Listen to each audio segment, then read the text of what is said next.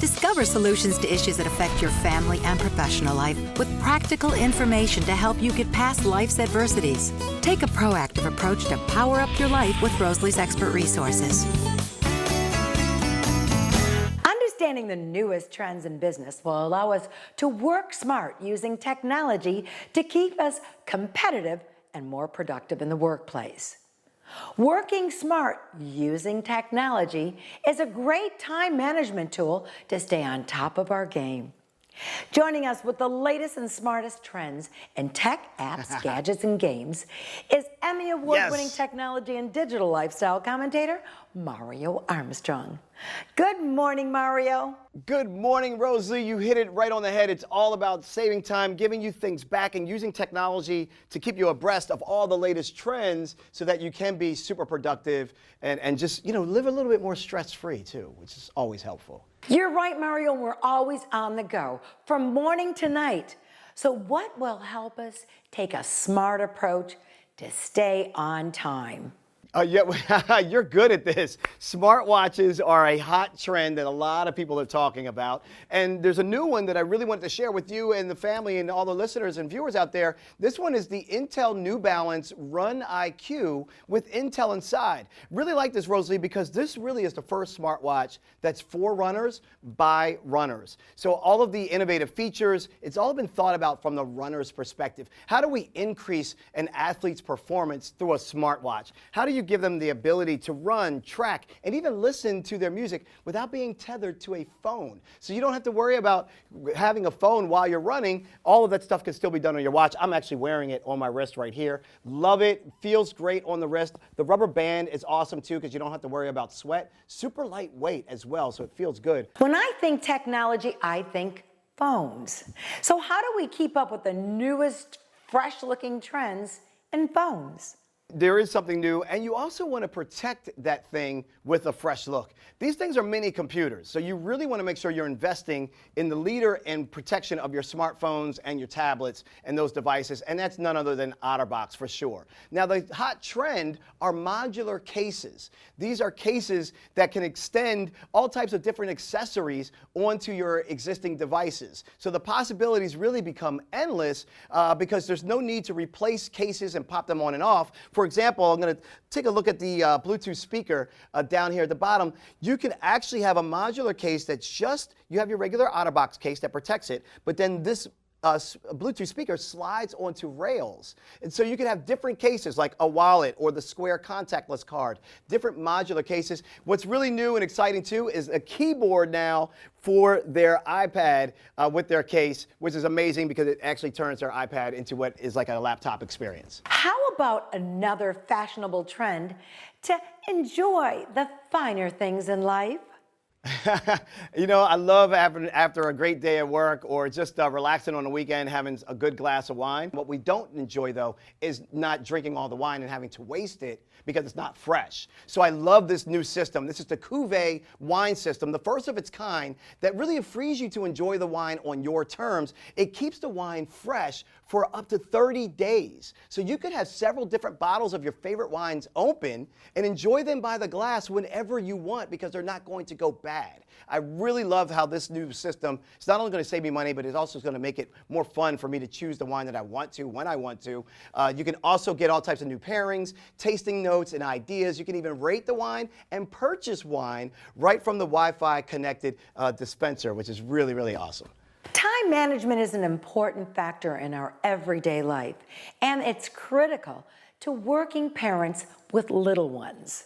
It's true, because they're always on the go, but they need to be able to check in with their little one. Here's a great way on how you can do that and more. This is called the Blue Smart Mia. The Blue Smart Mia is the first high-tech system that tracks your baby's feeding intake in real time. Not only that, it suggests optimal feeding angles, the optimal temperatures, and with the flexible sleeve that connects to their app over Wi-Fi, you can obviously see the progress that your baby is making over time, but also be able to track what your baby is doing from anywhere, anytime. And the flexible sleeve fits on so many of the bottles, most bottles that are out there, so you don't have to worry about that. The good thing too is that they're also offering a great code for you to go ahead and try this out.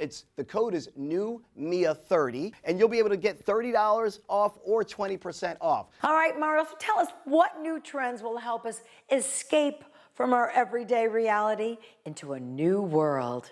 Virtual reality is probably the best way to escape. Gaming in general is a great way to kind of escape from all the things that are going on. And GameStop is the place where you actually can have, refund with that refund, because you can now take that tax return, put it to some good use if you want to take advantage of some great deals at the leader in all of your gaming accessories and consoles and more. So GameStop has some awesome bundles at great prices. For example, they have the PlayStation VR Until Dawn package. So not only do you get the VR and the PS4, but you get to go into those submersive worlds in virtual reality. They have the powerful PS4 Pro console. Plus, you could get $50 off of select PS4 bundles or the Xbox One bundles as well. And then classic games I grew up playing, like Pac-Man and more. The new Halo Wars 2, that Ultimate Edition. And you can always, guys, trade in your games, your accessories, your systems, and use that as credit toward what you want to buy. And don't forget that you can also trade in any Xbox One or a PS4 and get an extra $50. So lots of deals to take advantage of with that tax money that you may have coming to you. All right, Mario, where can we get more information about all these new cool tech trends? Yeah, we have great pictures, links, everything, plus the discount code, and all that information is right up on the website. So head on over to thunknews.com/trends. Thanks, Mario, for sharing the latest and the smartest trends in tech, apps, gadgets, and games to keep us on time and on top of our game. Thanks so much, Rosalie. Yes, we will see you soon. Hope these new trends worked out for you. Take care. All right, see you soon. After fighting an aggressive form of juvenile rheumatoid arthritis that left Ashley Black with debilitating pain throughout her childhood, a doctor told her that she would need to be in a wheelchair by age 25.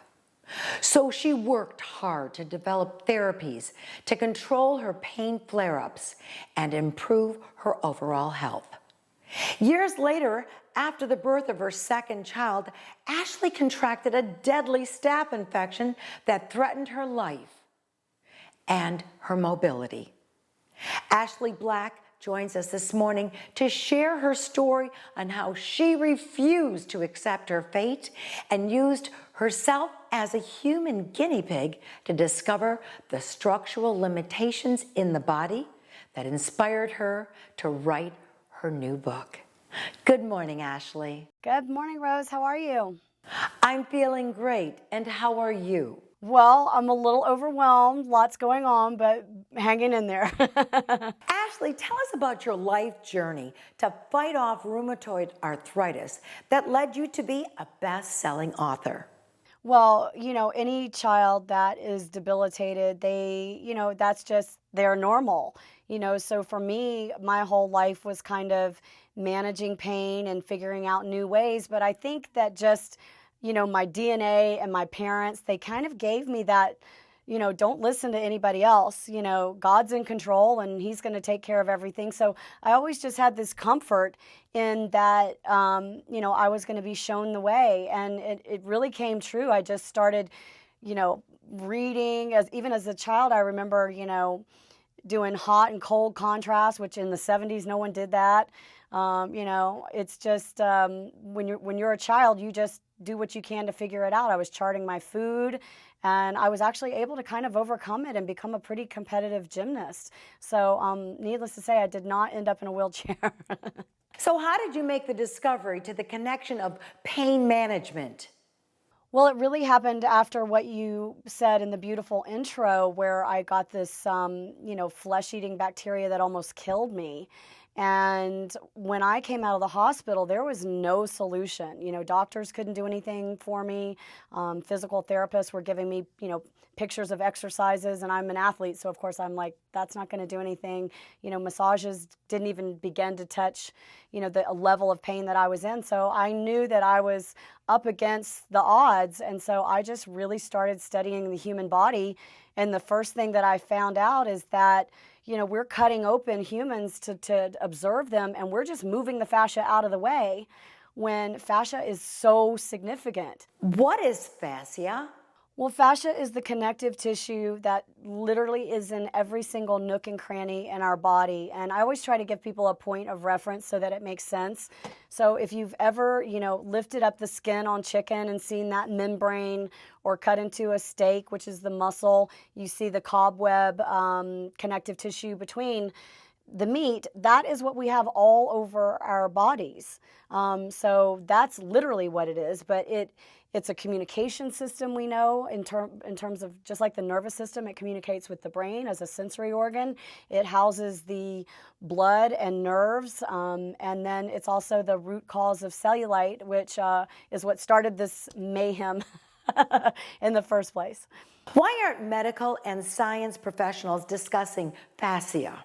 Well, I think they are going to now. I think we've made enough noise, and we've got a #1 book, and I think people are going to go, maybe we should start looking at that. But to be totally honest with you, if you look at medicine at the turn of the century, we were studying fascia. There were some really brilliant MDs that, were talking about how fascia is, in essence, our life.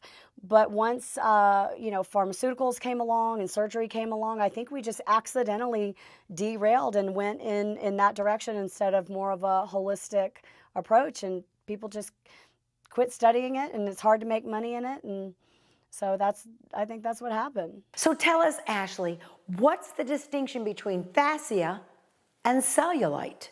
There is no distinction between cellulite and fascia, which is why my book is called The Cellulite Myth. Fascia, when it is distorted or adhesed, it's kind of sticky, and when it pulls the skin in, it creates a dimple. And if you have fat, it'll poke up even more.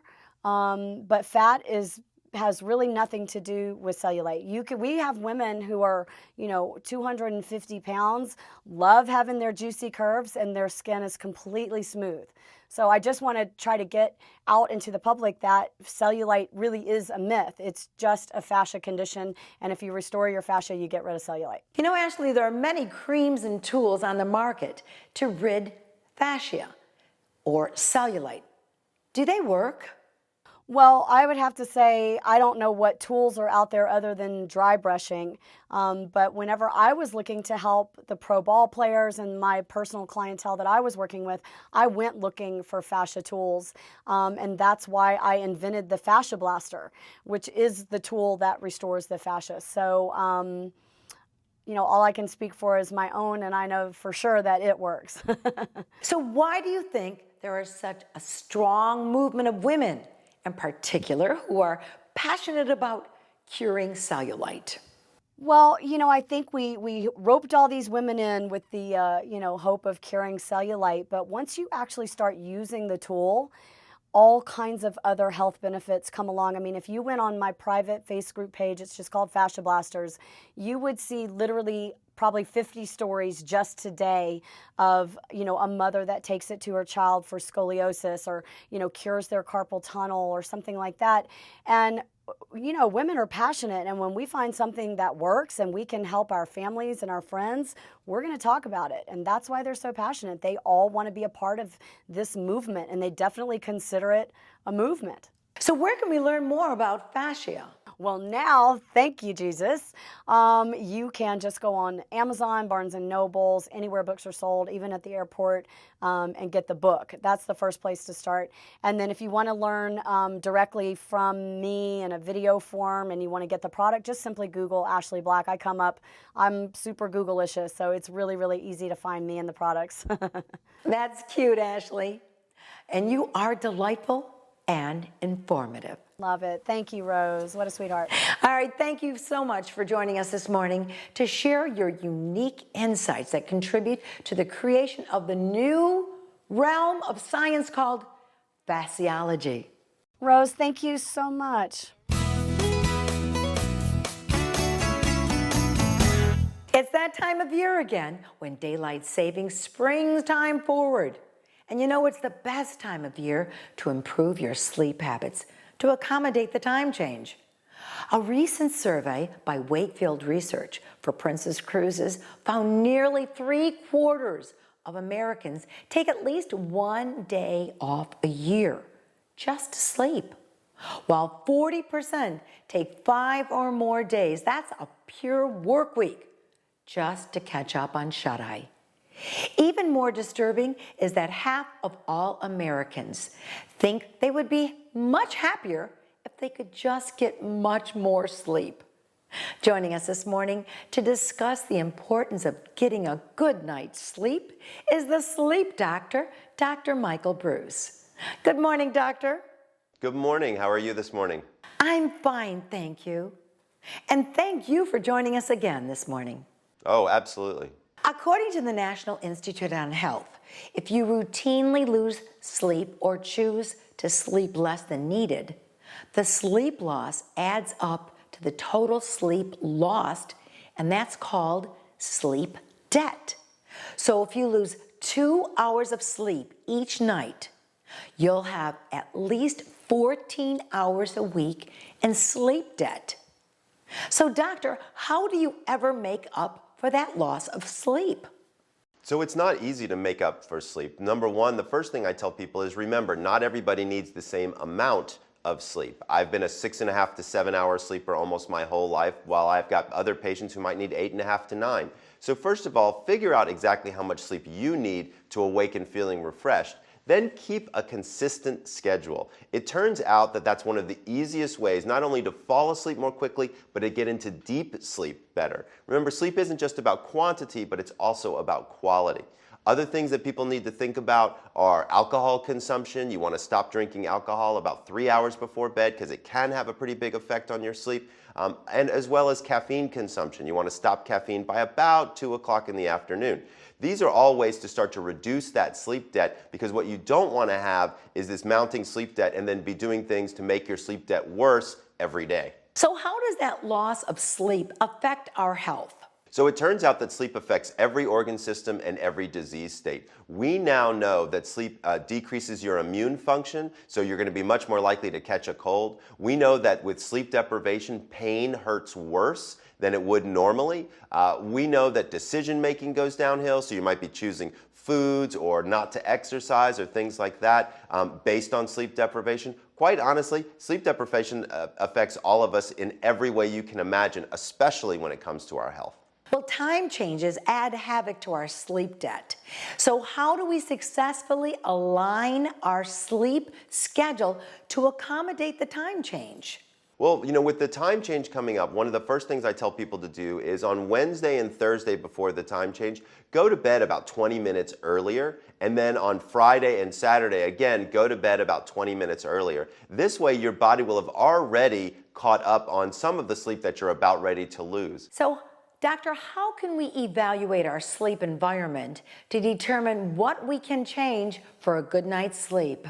So when I look at a sleep environment, I think of the 5 senses. So sight, sound, touch, taste, and smell.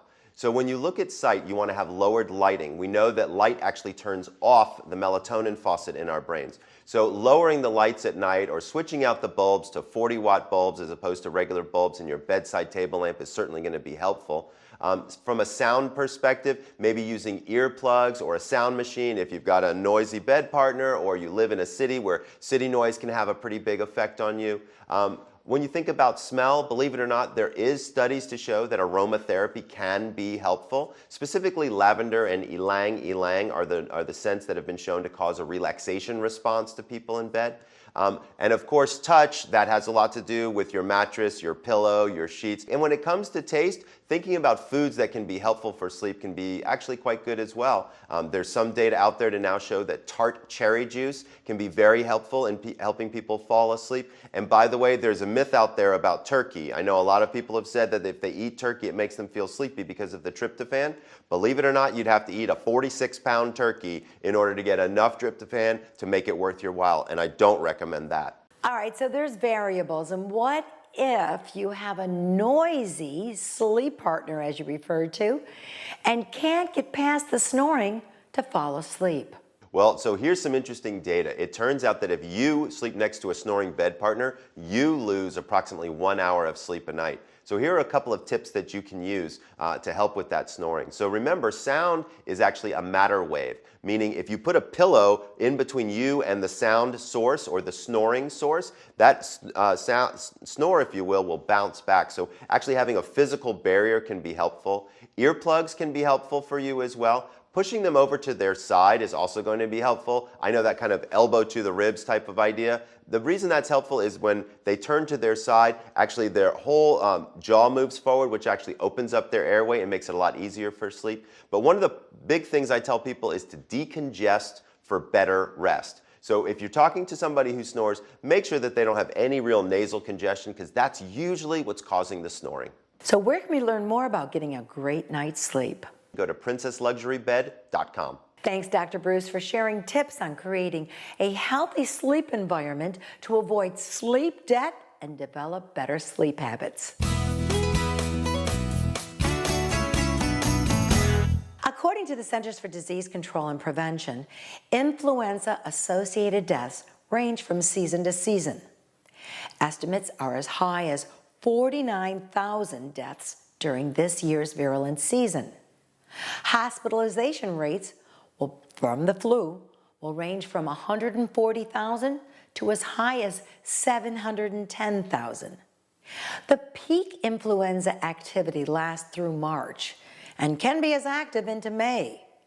Here to discuss how to avoid the risk of flu virus for you and those around you is Dr. William Schaffner, Professor of Preventive Medicine in the Department of Health Policy and Professor of Medicine in the Division of Infectious Disease at Vanderbilt University School of Medicine. Good morning, Dr. Schaffner. Good morning, Rosalie. Good to be with you. Influenza is no joke. It's a serious disease that can lead to hospitalization and even death. So how does influenza begin spreading so rapidly? Influenza spreads really quite easily. You know, we call it a respiratory virus because it affects the throat and down into the lungs. People can breathe it out, and if you're standing close to that person, you'll breathe in the virus that they have just expelled. And it is spread very, very readily in that regard. And of course, you can always get it on your fingertips and hands. And if you touch your nose or your mouth, bingo, you're infected too. So it spreads readily. And of course, as you know, Rosalie, the best way to prevent the serious aspects of flu is to get vaccinated. So, doctor, what are some common flu symptoms?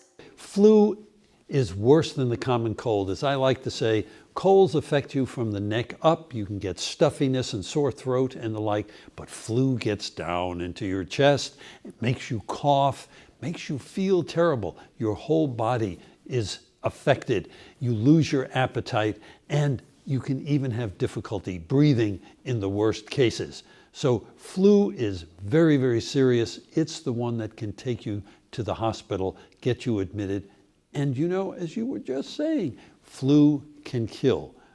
Now, the way to prevent it, of course, besides being vaccinated, is hand washing.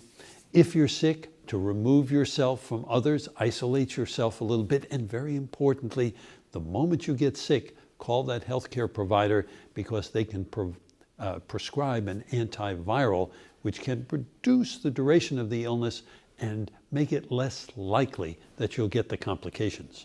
So is it true that as long as the flu virus is still active enough to cause the illness, it's not too late to be vaccinated? You're exactly right. It is late, but it's not too late. As you said before, flu can be with us through March into April and maybe even into May. So it's not too late to get vaccinated, but I wouldn't linger. I would do it today. It's so easy to get a vaccination. You don't need an appointment. Go into your pharmacy or your healthcare provider and get vaccinated. The CDC recommends that all of us older than 6 months of age, that's everybody who's tuned in, should get vaccinated each and every year. All right, so if you have the flu virus, will it diminish if you get the flu vaccine? Yeah, actually, that's one of the benefits. You know, flu vaccine is a good but not perfect vaccine. It prevents a lot of disease completely. But if you happen to get the flu, even though you've had the shot, you'll likely have a much milder infection, more brief, and also you're less likely to get the complications such as pneumonia. So, however, flu vaccine is important. Oh, one other thing. You're less likely to give the flu to others if you've been vaccinated, and none of us wants to be a dreaded spreader.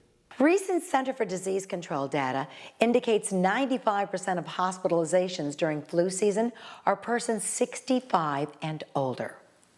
So why is this population so vulnerable to the flu virus and at higher risk for complications that could cause death?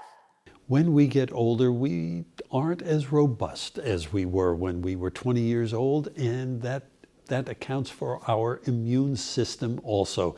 It's not quite as strong. So when the flu virus hits people who are age 65 and older, it can do more damage. And here's the good news.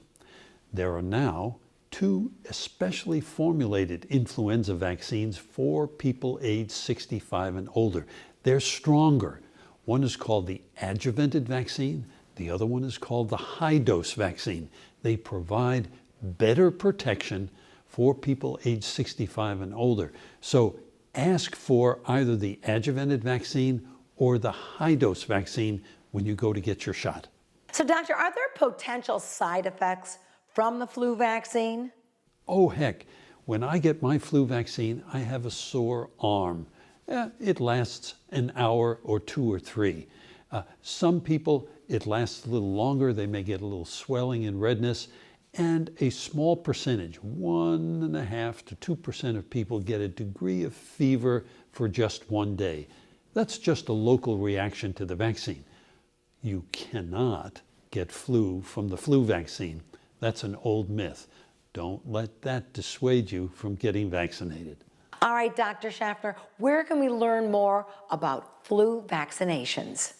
So here are a couple of websites, cdc.gov, or go to one from the National Foundation for Infectious Diseases, nfid.org. Tell you all you need to know, but all you do need to know is get vaccinated. Thank you, Dr. Schaffner, for joining us this morning and creating awareness of how to protect yourself and those around you from the risk of the flu virus. My great pleasure. Using time management technology helps us stay on task. It even helps us realign our sleeping habits to ensure our body is rested. Sleep keeps our organs running stronger. It repairs damaged tissue, produces crucial hormones, and keeps our heart strong to fight against all these dreaded viral infections that could lead to health complications. Share with us how you manage your sleep debt to keep your body stronger at facebook.com/Rose Lee Show, or follow us on Instagram @The Rose Lee Show. And watch this episode and many others here on ION Television or 24/7 at RoselyArcherShow.com. Thank you so much for joining us this morning, and we do look forward to seeing you soon.